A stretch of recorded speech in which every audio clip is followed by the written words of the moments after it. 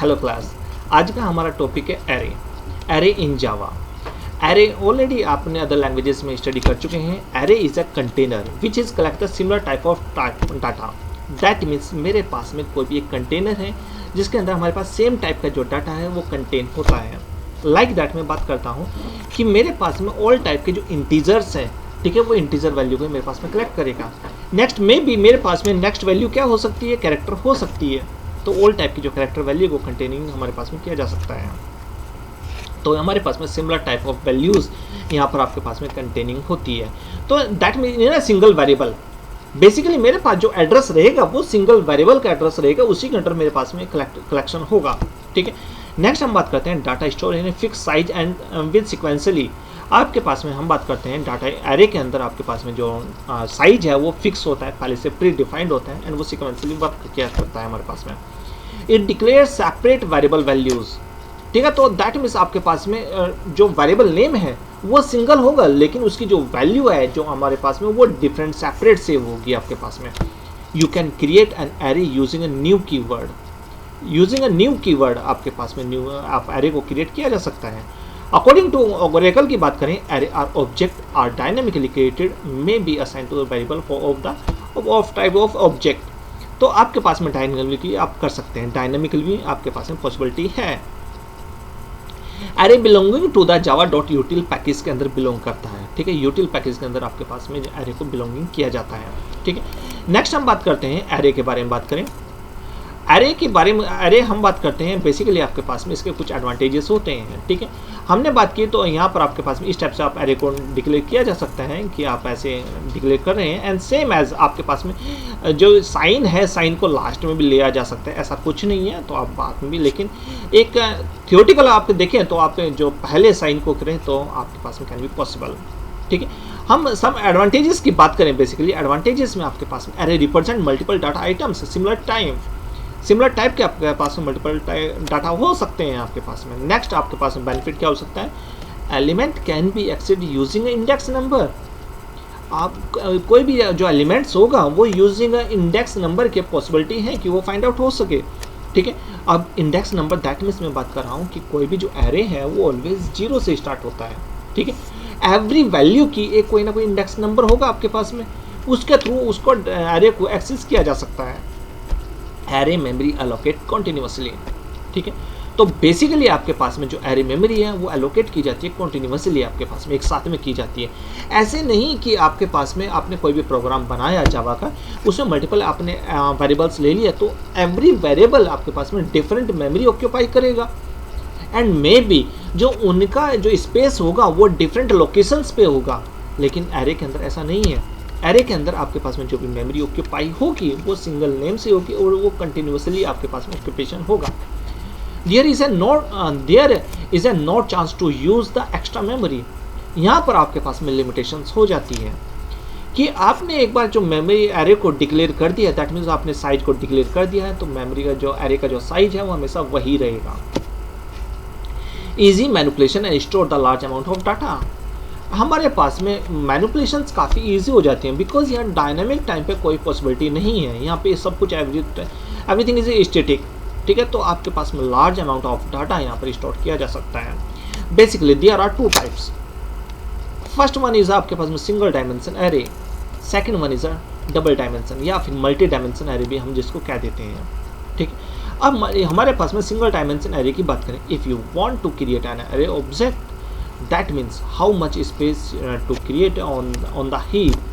Basically हम heap के बारे में बात करें तो हीप आपके पास में जो डायनेमिक टाइम पे आपके पास में मेमोरी एलोकेट होती है वही आपके पास में हीप में होती है। स्टैटिक टाइम पे जो भी मेमोरी एलोकेट होगी, जो कंपाइल टाइम पे मेमोरी एलोकेट होगी, वो आपके पास में स्टैटिक मेमोरी होती है।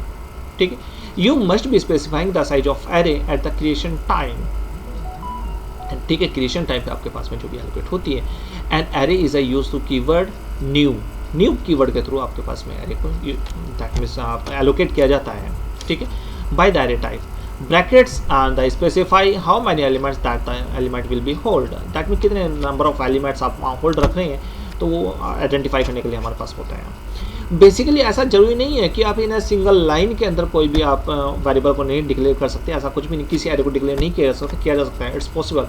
लेकिन हमारे पास में जो सिंपलिसिटी है वो हम कैसे करते हैं, इंट आपके ब्रैकेट्स हो जाते हैं एंड आपके पास में एरे नेम हो जाता है स्कोर। देन मैं बात करता हूँ अब ये आपके पास में ऑब्जेक्ट नेम हो जाता है, जिससे आप आइडेंटिफाई हो जाएगा आपके पास कोई एरे। न्यू आपके पास में कीवर्ड है, दैट मीन्स मेमोरी एलोकेट करने के लिए आप यूज़ करते हैं। एंड ये आपके पास में एरे साइज हो जाता है, दैट नंबर ऑफ एलिमेंट्स आपके पास में कितने होंगे, यहाँ पर 4 एलिमेंट्स हो जाएंगे। ठीक है, तो असाइनिंग द जो साइज है हमारे पास में एरे का क्या है, 4 है। ठीक है, सेम एज इंट एरे हमारे पास में ऑब्जेक्ट के थ्रू हम कर सकते हैं। सो इस डायग्राम के थ्रू हम बात करते हैं कि मेरे पास में, मैंने अभी बैक साइड में बताया था आपको कि कोई भी जो एरे है वो ऑलवेज 0 से स्टार्ट होता है।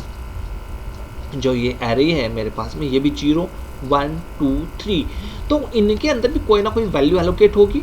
ठीक है, तो ये मेरे पास में वैल्यू हो सकती है, लेकिन इन सबका जो साइज की बात करूं मैं, ठीक है, तो ये सबका दैट मीन एड्रेस की बात करूं तो एड्रेस क्या है, सभी का स्कोर नेम से मेरे पास में ये एड्रेस हो जाता है जिसके थ्रू मैं यूज़ कर रहा हूँ। ठीक है, आपने यहाँ पे स्कोर लिया था तो दैट मीन्स ये मेरे पास में वेरिएबल था, तो सेम नेम से मेरे पास में यहाँ पर स्कोर हो गया। ठीक है, तो ये मेरे पास वेरिएबल है जो टोटल का पूरे एरे का एड्रेस है मेरे पास में। एंड ऑल्सो जो ये मेरे पास में अंदर की जो मेरे पास इंटरनल ये है, ये दैट मीन्स 4 टाइप 0 0 0 0 है, ये मेरे पास में वैल्यूज़ हैं। ठीक है, मैं 0 1 2 3 की बात करूँ तो दैट मीन्स ये इंडेक्स है बेसिकली। अब मैं रिप्रेजेंट करने के लिए बेसिकली मैं क्या करूँगा, इसके इंडेक्स वैल्यू को पिक करूँगा एंड देन उस पर्टिकुलर एड्रेस पे मैं उसको पुट कर दूंगा। चलिए देखते हैं नेक्स्ट मेरे पास में क्या होती है, multi dimension array. Multi dimension array that means मैं बात कर रहा हूँ कि array is the bracket which is used to the matrix. 2D matrix हो सकती है, 3D हो सकती है and 4D 5D and something आपके पास में लॉट्स ऑफ मोर हो जा सकती है आपके पास में। ठीक है, it is an array of arrays. ठीक है, in 2 dimension array data has been the stored in the form of row and columns. Basically multi dimension array की बात करें तो जो डाटा है वो रो एंड कॉलम के फॉर्म में स्टोर्ड होता है। ठीक है, सो बेसिकली मैं बात करूँ तो आपके पास में हम इसका एग्जांपल देखते हैं ये किस टाइप से आपके पास वर्क करता है। चलिए देखते हैं एग्जांपल। मल्टी डायमेंशन एरे की हम बात करते हैं तो हम नोटपैड के अंदर ये राइट अप करते हैं।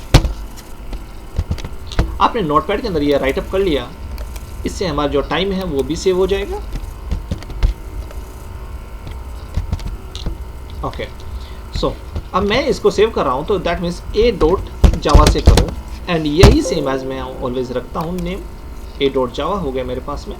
अब मैंने क्या किया है यहाँ पर देखिए, जो इस साइन के थ्रू मैं बात करूँ तो मेरे पास में जो एक रो के लिए जो फर्स्ट वाला मेरे पास में ब्रैकेट्स होता है ये रो के लिए होता है एंड सेकंड वन मेरे पास में कॉलम के लिए होता है। तो 1 2 मेरे हो जाता है। ठीक है, एंड मैं बात करता हूँ ये मेरे पास में फर्स्ट रो हो जाती है, सेकंड ये मेरे पास में सेकंड रो हो जाती है मेरे पास में। ठीक है, 2 टाइप्स मेरे पास में रो हो जाती है। अगेन अब मैं इसको सेव करता हूँ एंड रन करने की कोशिश करता हूँ इसको।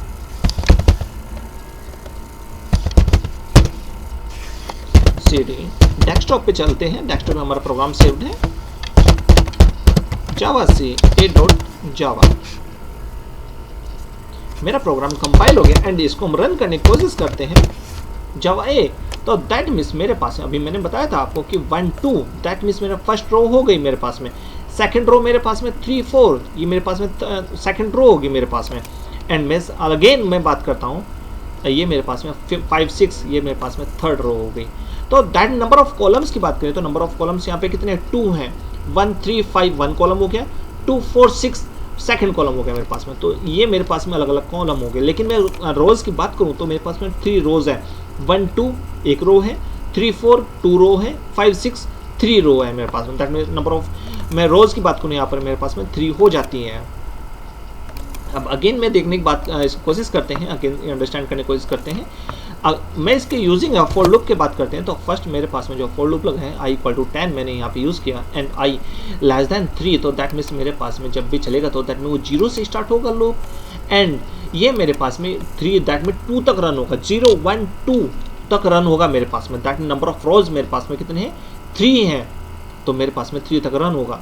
तो 0 1 2 मेरे पास में हो गया, दैट मीन मेरे पास में 3 0 इनका नंबर ऑफ एड्रेस होगा वो 0 1 2 होगा। अब जो ये वाला लूप जो मैंने यूज़ किया है ये बेसिकली मैंने जो लूप यूज़ किया है वो एक कॉलम के लिए यूज़ किया है। कॉलम में बेसिकली मेरे पास में इस टाइप से है। ठीक है, तो कॉलम में 0 = 2 हो जाता है हमारे पास में एंड 0 1 0 1 आपके पास में 2 कॉलम्स हो गए बेसिकली आपके पास में, एंड 2 पे मेरे पास में ऑलरेडी क्लॉज, यदि इक्वल टू होता तब मेरे पास में एक्स्ट्रा चल सकता था, लेकिन मैंने यहाँ पे 2 ही चलाया था, मैंने 0 1 चलाया मैंने, एंड अगेन मैंने यहाँ पे इसको प्रिंट कर दिया। Thank you class.